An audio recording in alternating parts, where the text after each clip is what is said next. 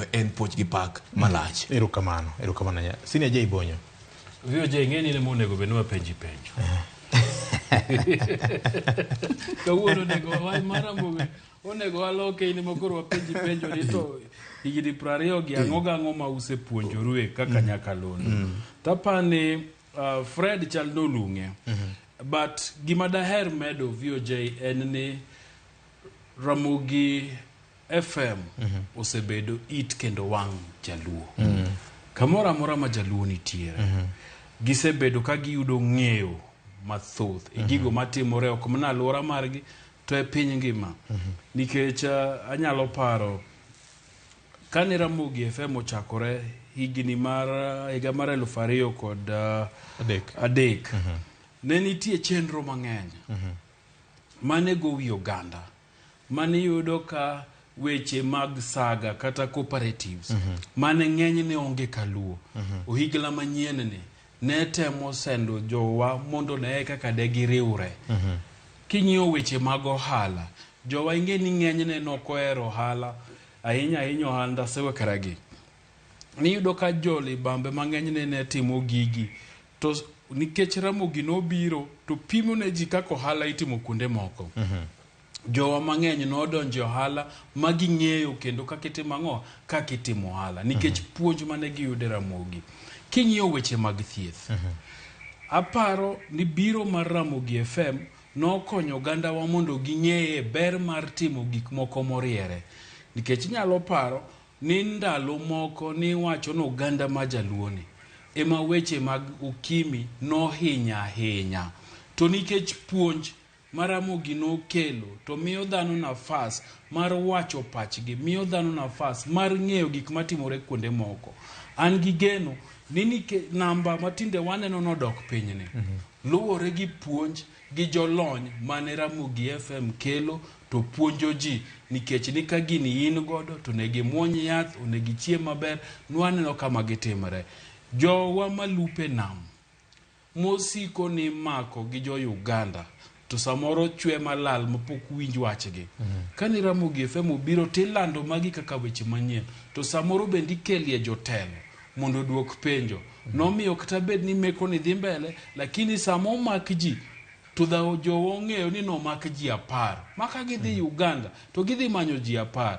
ok riti ni ndalo cha ne mudho nitie moko mak ji ten namba kamigo e gweng mano make jogi ni ng'ane no maki sani jowa mag tete to ng'eyo ni no mak ji to kata kiluwo mimanyogi to wang'e maber ni no mak ji 5 idhi many ji 5 mano timang'o mano maki weche makiluwo maricho maenam Ramogi FM osebedo ka kwero omeyo kit lupo mawanene nam osegoya tua masani ji ng'eny ji kata bed ni pod nitiere ji mathinda 1 2 3 moko mapod tiyo gi kiluwa maricho gi ng'eny gi oseng'eyo ber tiyo gi kiluwa makare kendo lupo mare namadhi chenro mari wacha bendo se konyo kabisa ahinya e weche mag public transport jomatatu mating'o ji ndalo moko ne gina nyiseche kegena mamatatu donje to fundue to kata kakilosi onge tanyalo paro samoro kani winje to ng'ato koni aidho mtoka makama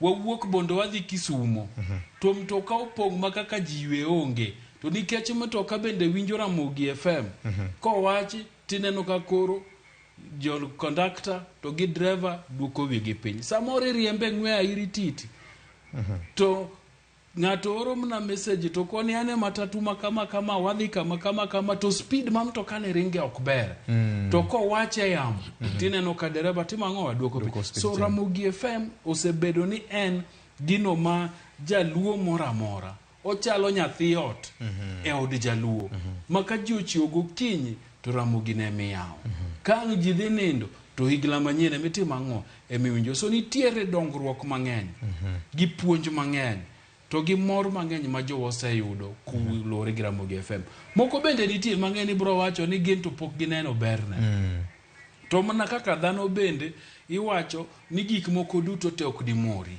nitie jogo ma bende nigi lit mukalo kanitie gik ma giwacho ni RamogiFM ne osetimo negi.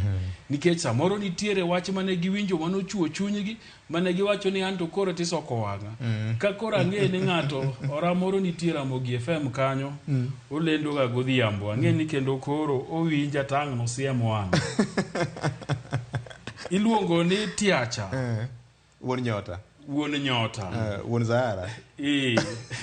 Oluongore ga ni Ngwema to Ngwema moluongore ga godo cha nya neno ka joka Osebago. Koro akiano bro loko nyinge. Chenro mar Oguyo ber malich. Mana kaka chenro moko mag RamogiFM. Nikech en owacho adiera kaka en. Kendo ibro yudo ka seche moko owacho gino makata in ja winjo ka gino donjo ni malitni. To mane berne. Nikech omi ibet kamoro tigo atwa tiko na adiera gimano wacha to timang'owa. Nigi nengo. So radio wani mar RamogiFM ni an daher kwayo ogandawa. Ni wamed winje. Erokamano. To kwa winja ni komorowa twaling godo ni to kwa yudo weche manyien maber twaling godo. Wamed lando injili mare. Erokamano. Programs ni kanyo mang'eny kochakore wuok tich nyaka ngeso. VOJ igeni an ng'ato no penja ni to kimos na padri maru no tapenje ni padri mane. To kona ni mami owaga ng'wono gokinyi. To kona en padri adiera. To kona ni jakagan. Kona ni nikech chiemb chuny michiwo. Koro musaparga chielo kinyi nyaka parga riyo. Gwedho dhano mang'eny. An gi jodolo mang'eny makwaya ni mondo kiyie timigi nafas. Nikech ging'eyo ber mar chenro ainano.